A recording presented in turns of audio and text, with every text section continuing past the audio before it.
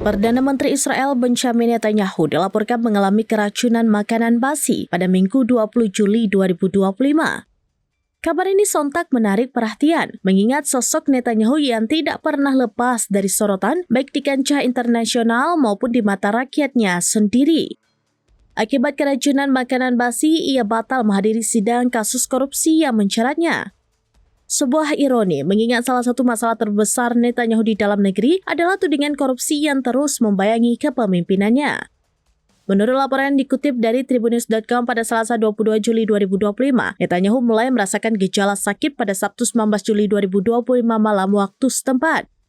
Ia kemudian diperiksa di kediamannya oleh Dr. Alon Hershko, Direktur Departemen Penyakit Dalam di Rumah Sakit Hadassah Ein Kerem, Yerusalem. Hershko mendiagnosis Netanyahu menderita radang usus yang dikonfirmasi akibat mengonsumsi makanan yang sudah tidak layak. Tentu saja, banyak yang bertanya-tanya bagaimana seorang Perdana Menteri dengan segala fasilitas dan pengamanan yang melekat padanya justru bisa keracunan makanan basi. Apakah ini semacam karma bagi seorang pemimpin yang di mata dunia dikenal sebagai dalang di balik genosida Gaza dan di mata sebagian rakyatnya sendiri dicap sebagai pemimpin yang korup? Yang jelas, ini bukanlah satu-satunya insiden aneh yang terjadi pada Netanyahu.